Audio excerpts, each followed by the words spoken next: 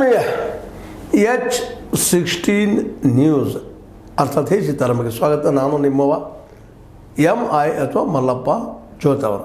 ಆತ್ಮೀಯರೇ, ಬಿಹಾರದಲ್ಲೇ intensive revision of voter list ಅಂದರೆ ಮತದಾರರ ಒಂದು ಪಟ್ಟಿಯನ್ನು ವಿಶೇಷ ಸಮಗ್ರ ಪರಿಷ್ಕರಣೆ SIR ಮೂಲಕ, ಅದು special intensive revision of voters ಮಾಡೋದು ಅಂದರೆ ಇನ್ನೊಮ್ಮೆ ಅದು ರಿವಿಷನ್ ಮಾಡ್ತಾಯಿದ್ದಾರೆ. ಆದರೆ ಇವಾಗ ಆಧಾರ್ ಕಾರ್ಡ್ ಆಗಿರ್ಬೋದು, ಗುರುತಿನ ಚೀಟಿ ಆಗಿರ್ಬೋದು, ಎಪಿಕ್ ಮತದಾರ ಗುರುತಿನ ಚೀಟಿ ಆಗಿರ್ಬೋದು, ಮತ್ತು ಪಡಿತರ ಚೀಟಿ ಆಗಿರ್ಬೋದು, ಕ್ರಮಬದ್ಧ ದಾಖಲೆಗಳನ್ನಾಗಿ ಪರಿಗಣಿಸಿ ಅಂತ ಕೋರ್ಟ್ ಆರ್ಡರ್ ಮಾಡ್ಯದ. ಯಾಕಂದ್ರೆ ಅದನ್ನು ಮೂರು ಪರಿಗಣಿಸ್ತಾ ಇರಲಿಲ್ಲ. ಹಂಗಾರೆ ಹೆಂಗೆ ಕೊಡ್ತಾರೆ ಅವರು ಸಿಟಿಜನ್ ಅಂತ ಯಾವ ಆಧಾರ ಮೇಲೆ? ಅದಕ್ಕೆ ಮತ್ತೆ ಅವರ ಅಪ್ಪಂದು ಮುತ್ತಾತರದು ಎಲ್ಲ ತಂದು ಈ ದೇಶ ಹುಟ್ಟಾಗಲೇ ಮಾಡಿದ್ರೆ ಎಲ್ಲ ಮಾಡೋದು. ಈಗಾಗಲೇ ಅದನ್ನು ಮಾಡೋ ಪ್ರಯತ್ನ ಸಾಕಷ್ಟು ಹಿಂದೆ ಮಾಡಿದ್ದೆ ಸರ್ಕಾರ. ಅದು ಈಗ ಇಲೆಕ್ಷನ್ ಸಂದರ್ಭದಲ್ಲಿ ಮಾಡೋದು ಎಷ್ಟು ಯೋಗ್ಯ? ಸಿಟಿಜನ್ಶಿಪ್ ಯಾಕೆ ಬೇಕಾಗಿದೆ? ಇಲ್ಲ ಮತದಾರರ ಆಧಾರವು ಇಲ್ಲವೋ ಅಷ್ಟು ಬೇಕಾಗಿದೆ. ಇವತ್ತು ಈ ದೇಶ ಸಿಟಿಜನ್ ಅನ್ನೋದನ್ನು ಇನ್ನೇನು ರಿವಿಷನ್ ಮಾಡಿಕೊಳ್ರಿ. ಹೊರಗಡೆ ಬಂದವ್ರ ಬಗ್ಗೆ ಈಗ ಆಲ್ರೆಡಿ BJP ಆಗಿರ್ಬೋದು, RSS ಆಗಿರ್ಬೋದು, ಅಥವಾ ಜನಸಂಘದ ಜನ ಆಗಿರ್ಬೋದು, ಇವರೆಲ್ಲರೂ ಸಂಘ ಪರಿವಾರದವ್ರು ಮೇಲೆ ಇದನ್ನು ಹೇಳ್ತಾನೆ ಇರ್ತಾರೆ. ವಿದೇಶಿಯರು ಅದರಲ್ಲೂ ಮುಸ್ಲಿಮ್ಸ್ ನಮ್ಮಲ್ಲಿ ಬಂದಿದ್ದಾರೆ ಬಾಂಗ್ಲಾದಿಂದ ಮತ್ತು ಪಾಕಿಸ್ತಾನದಿಂದ ಅವ್ರು ಹೊರಗೆ ಹಾಕಬೇಕು ಅನ್ನುವಂಥದ್ದು. ಅಲ್ಲಿ ಬಂದಿದ್ದೇನೆ, ಸುಳ್ಳಲ್ಲ, ಬಂದಿದ್ದೇನೆ. ಆದರೆ ಅವ್ರು ಇಲ್ಲಿಯೇ ಇಲ್ಲಿಯೇ ಒಬ್ಬ ಸ್ಥಾನಿಕರಾಗಿ ಉಳಿದಿದ್ದಾರೆ. ನಮ್ಮ ಸಿಟಿಜನ್ಶಿಪ್ ಒಳಗೆ 5 ವರ್ಷ ಯಾರು ಉಳಿತಾರೋ ಈ ದೇಶದ ಸಿಟಿಜನ್ ಆಗ್ತಾರೆ ಅನ್ನೋದು ಇದ್ದಿದ್ದದ. ಹೀಗಾಗಿ ಮತದಾರ ಪಟ್ಟಿಯೊಳಗೆ ಹೆಸರ ಅಥವಾ ಅದಕ್ಕೆ ಎಪಿಕ್ ಅಂತ ಕರಿತೀವಿ ನಾವು, ಅಂದರೆ ವೋಟರ್ ಕಾರ್ಡು, ಅದ್ರ ಜೊತೆಗೆ ಮುಖ್ಯವಾದದ್ದು ಆಧಾರ್ ಕಾರ್ಡು. ಹೌದು, ಆಧಾರ್ ಕಾರ್ಡ್ದಾಗ ಹೇಳಿದಾರೆ ಇದು ಸಿಟಿಜನ್ಶಿಪ್ದ ಆಧಾರ ಅಲ್ಲ ಅಂತೇಳಿ. ಆದರೆ ಅದ್ರ ಬಿಟ್ಟು ಬೇರೆ ಏನದ? ಇನ್ನು ಹಿಂದಿನವರು ನಾವು ಈಗ ನಮ್ಮ SLC ಕಲ್ತಿದ್ರೆ ಮಾಡಿದ್ದು, ನಮ್ಮ ಅಥವಾ SLC ಇದ್ರೆ ಸಾರಿ ಕಲ್ತಿದ್ರೆ ಒಂದಿಷ್ಟು ನಾವು ಕಲಿತ ಈ ಲಿವಿಂಗ್ ಸರ್ಟಿಫಿಕೇಟಲ್ಲಿ ಬರ್ತದೆ ಕಾಸ್ಟ್ ಮತ್ತು ಇನ್ನುಳಿದ್ದು ಅವೆಲ್ಲನೂ ಇವತ್ತು ಪ್ರೂಫ್ ಅಲ್ಲ. ಎಲೆಕ್ಷನ್ ಪ್ರೂಫ್ ಇಲ್ಲ. ಮುಂದೆ ಅದೇ ಕಾಲಕ್ಕೆ ಆಧಾರ್ ಕಾರ್ಡು ಪ್ರೂಫ್ ಅಲ್ಲ, ಅದ್ರ ಜೊತೆಗೆ ಈ ವೋಟರ್ ಕಾರ್ಡು ಪ್ರೂಫ್ ಅಲ್ಲ. ಮುಂದೆ ಇವೆಲ್ಲಕ್ಕಿಂತಲೂ ಹೆಚ್ಚಿಗೆ ಏನಪ್ಪ ಅಂತಂದ್ರೆ ಇಲ್ಲೇ ಇದೇ ಕಾಲಕ್ಕೆ ಹೇಳುವಂಥದ್ದು ಆಧಾರ್, ವೋಟರ್ ಮತ್ತು ಪಡಿತರ ಚೀಟಿ, ಅದು ನಮ್ಮ ಈ ಆಹಾರ ಪದಾರ್ಥ ಹಂಚುವಂಥದ್ದು.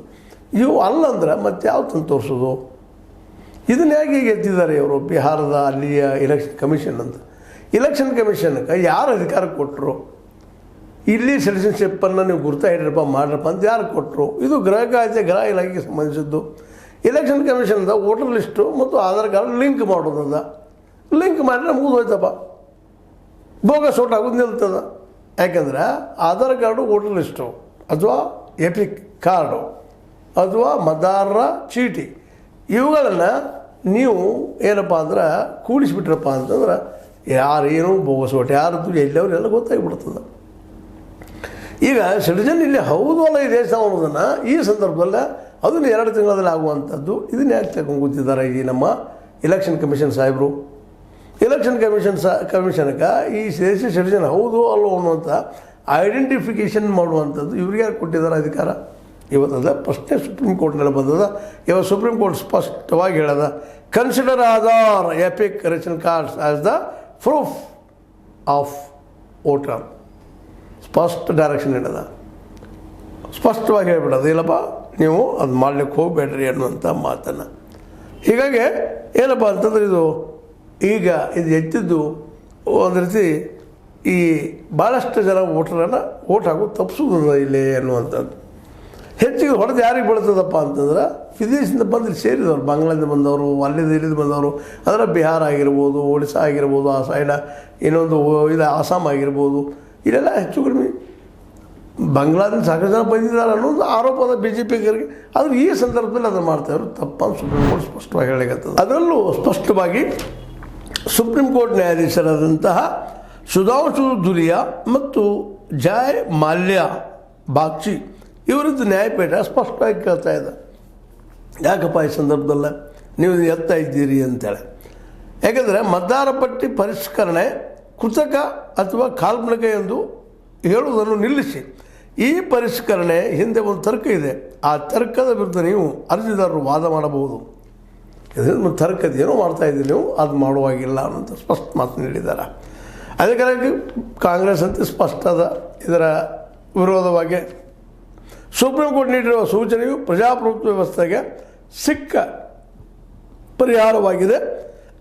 ಆಯೋಗವು ಸುಪ್ರೀಂ ಕೋರ್ಟ್ ಸಲಹೆಯನ್ನು ಪಾಲಿಸುತ್ತದೆ ಎಂಬ ವಿಶ್ವಾಸ ನಮಗಿದೆ ಅಂತೇಳಿ ಕೆ.ಸಿ. ವೇಣುಗೋಪಾಲ್ ಅವರು ಹೇಳಿದ್ದಾರೆ. ಅಂದ್ರೆ ಒಟ್ಟಾರೆಯಾಗಿ ಈ ಒಂದು ಸಂದರ್ಭದಲ್ಲೇ ಸುಪ್ರೀಂ ಕೋರ್ಟ್ ಸ್ಪಷ್ಟವಾಗಿ ಹೇಳ್ತಾ ಇದೆ, ನೀವು ಮುಖ್ಯವಾಗಿ ನೋಡಬೇಕಾಗಿದ್ದು 3 ಆಧಾರ್, ಎಪಿಕ್ 2 ಜಾಯಿಂಟ್ ಮಾಡಿರಿ, ರೇಷನ್ ಕಾರ್ಡ ಇವಿಷ್ಟು ಸಾಕ ಈ ಎಲೆಕ್ಷನ್ದಲ್ಲೇ. ಹೊರಗಿನ ಇವು ಬೋಗಸ್ ಆಗ್ತಾವೆ ಅನ್ನೋದು ಇದಕ್ಕಿಂತ ಹೆಚ್ಚು ಬೇಕಾಗಿದ್ದ ದಾಖಲೆಗಳು. ಮತ್ತು ಸಿಟಿಜನ್ಶಿಪ್ಪದ್ದು ಡಿಸೈಡ್ ಮಾಡೋದು ನಿಮ್ಮದಲ್ಲ, ಅದು ಗೃಹ ಖಾತೆ ಮತ್ತು ಸೆಂಟ್ರಲ್ ಗೌರ್ಮೆಂಟದ ಕೆಲಸ, ಚುನಾವಣೆ ಆಯೋಗದ್ದಲ್ಲ. ಅದು ಸ್ಪಷ್ಟವಾಗಿ ಹೇಳ್ಯದ. ಇದಕ್ಕೆ ಮತ್ತು 28ನೇ ತಾರೀಕು ಡೇಟ್ ಕೊಟ್ಟಿದ್ದಾರೆ. ಇಲ್ಲ ನಮ್ಮ ಒಂದು ಸ್ವಲ್ಪ ಈಗ ಮಾಡೋದು ಬಿಡ್ರಿ, ಇದು ಆದ್ಮೇಲೆ ನಾವು ನಿಮ್ಗೆ ತಿಳಿಸ್ತೀವಿ ಅಂತ ಹೇಳಿದಾರೆ. ಅದಕ್ಕೆ ಸ್ಪಷ್ಟವಾಗಿ ಹೇಳ್ಯದ, ಇಲ್ಲ ಮಾಡುವಾಗಿಲ್ಲ. ಯಾಕಂದ್ರೆ ನೀವು ಇದನ್ನು ನೀವು ನಾಳೆ ಈ ಎಲೆಕ್ಷನ್ದಲ್ಲಿ ಬಳಸ್ತೀರಿ. ಅದ್ರಾಗ ಅನೇಕ ಜನ ತಮ್ಮ ಮತ ಹಾಕುವ ಹಕ್ಕನ್ನು ಕಳ್ಕೊಳ್ತಾರೆ.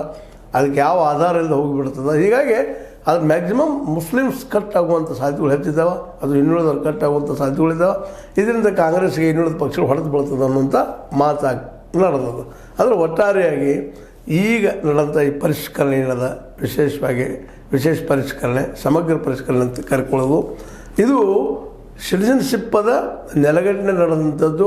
ಈಗಾಗಲೇ ಸಾಕಷ್ಟು ಸಲ ಕೇಂದ್ರ ಸರ್ಕಾರ ಈ ದಿಶೆಯಲ್ಲಿ ಪ್ರಯತ್ನ ಮಾಡಿದ್ದದ, ಇಲ್ಲಂತಲ್ಲ. ಆದರೆ ಆ ಸಂದರ್ಭದಲ್ಲಿ ಈ ಕೆಲಸ ಸುಲಭವಾಗಿ ಆಗಿಲ್ಲ ಅನ್ನೋದು ಅಷ್ಟು ಸತ್ಯದ. ಯಾಕೆಂತಂದ್ರೆ ಸಿಟಿಜನ್ಶಿಪ್ಪಿಗೆ ಮುಖ್ಯ ಇರೋದು 5 ವರ್ಷ ಇರುವಂಥದ್ದು. ಇನ್ನುಳಿದ ಕೆಲವು ಕ್ರೈಟೀರಿಯಾ ತೊಗೊಂಡಿದ್ದಾರೆ. ಅದರಲ್ಲೂ ನಮ್ಮ ಪೂರ್ವ ಭಾಗದ ಆಸಾಮ್ ಆಗಿರ್ಬೋದು, ಇನ್ನುಳಿದ ಅಲ್ಲಿ ರಾಜ್ಯಗಳಾಗಿರ್ಬೋದು, ಅಲ್ಲಿ ಬಾಂಗ್ಲಾದೇಶ ಸಾಕಷ್ಟು ಜನ ಬಂದಿದ್ದಾರೆ. ಅವರಿಂದ ಇಲ್ಲಿ ನಮ್ಮ ಏರುಪೇರು ಆಗಿದೆ ಅನ್ನುವಂಥ ವಾದವನ್ನು ನಮ್ಮ BJP ಮಾಡ್ತಾಯಿದ್ದಾರೆ ಮತ್ತು ಕಾಂಗ್ರೆಸ್ಸಿಗರಲ್ಲೂ ಅದು ಒಪ್ಪುವಂಥ ವಿಷಯ ಅದ. ಆದರೆ ಅದಲ್ಲೇ ಆಗಬೇಕಾಗಿದ್ದು ಉಳಿದ ಕಡೆ ಆಗುವಂಥದ್ದಲ್ಲ. ಇದು ಮತ್ತು ಈಗ ಸಾಕಷ್ಟು ಚರ್ಚೆಯಾಗಿ ಉಳಿದದ. ಅದಕ್ಕೆ ಅದನ್ನು ಈಗ ಬಿಟ್ಟು ಬಿಡ್ರಪ್ಪ ಅನ್ನುವಂಥ ಮಾತು.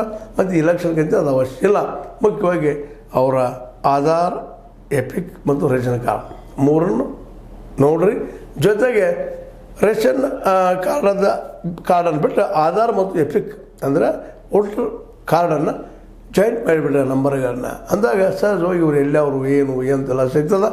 ಬೋಗಸ್ ಓಟ್ ನಿಲ್ತದೆ. ಇದು ಮುಖ್ಯ ಉದ್ದೇಶ ಏನಪ್ಪ ಅಂದ್ರೆ ಎಲೆಕ್ಷನ್ ಕಮಿಷನದ್ದು ಬೋಗಸ್ ಓಟ್ ನಿಲ್ಲಿಸುವಂಥದ್ದು. ಈ ಒಂದು ಬೇಕಾಗಿಲ್ಲ. ಸಿಟಿಜನ್ಶಿಪ್ ಪದ್ಧತಿ ಸ್ಪಷ್ಟವಾಗಿ ಡೈರೆಕ್ಷನ್ ಕೊಟ್ಟಿದ್ದರಿಂದಾಗಿ ಸುಪ್ರೀಂ ಕೋರ್ಟು ಅದನ್ನು ಪಾಲಿಸುವಂಥ ಕೆಲಸ ಇವತ್ತು ನಮ್ಮ ಚುನಾವಣಾ ಆಯೋಗ ಮಾಡಬೇಕಾಗ್ಯದ. ಅದೇನು ಮಾಡ್ತದೆ ನೋಡೋಣ. ಚರ್ಚೆ ಮತ್ತು ಜೋರು ಹಿಡಿದದ ಈ ವಿಷಯದಲ್ಲ. ಮತ್ತು ಸಿಟಿಜನ್ಶಿಪ್ಪಿಂದ ಈ ಒಂದು ನೆಲೆಯಲ್ಲೇ ಇಲೆಕ್ಷನ್ ಕಮಿಷನ್ಗೆ ಅದರಲ್ಲೂ ಮುಖ್ಯವಾಗಿ ಆ ಹಕ್ಕು ಇಲ್ಲ ಅನ್ನೋದು ಸ್ಪಷ್ಟ ಮಾತಾಡಿದ ಸುಪ್ರೀಂ ಕೋರ್ಟ್. ಏನು ಮಾಡ್ತಾರೆ ನಮ್ಮ ಮೋದಿ ಸರ್ಕಾರ ಅನ್ನೋದನ್ನು ಮುಂದಿನದಲ್ಲಿ ನೋಡುವಂಥದ್ದು, ಎದ್ದು ಕಾಣುವಂಥದ್ದು ಅದ ಅಂತ ಹೇಳ್ತಾ ಸಾಕಲ್ರಿ. ಆಧಾರ್ ಕಾರ್ಡು, ವೋಟರ್ ಕಾರ್ಡು, ಜೊತೆಗೆ ರೇಷನ್ ಕಾರ್ಡು, ಮತ್ತೇನು ಬೇಕು? ಇದಿಷ್ಟು ಸಾಕನ್ನೋದು ಸುಪ್ರೀಂ ಕೋರ್ಟಿನ ಡೈರೆಕ್ಷನ್. ಇನ್ನು ಪಾಲಿಸೋದು ಎಲೆಕ್ಷನ್ ಕಮಿಷನದ ಅನಿವಾರ್ಯತೆ ಅಂತ ಹೇಳ್ತಾ ನಿಮಗೆ ಲೈಕ್ ಮಾಡಿ, ಶೇರ್ ಮಾಡಿ, ಕಮೆಂಟ್ ಮಾಡಿ, ಜೊತೆಗೆ ಸಬ್ಸ್ಕ್ರೈಬ್ ನಿಲ್ಲಿಸಬೇಡ್ರಿ.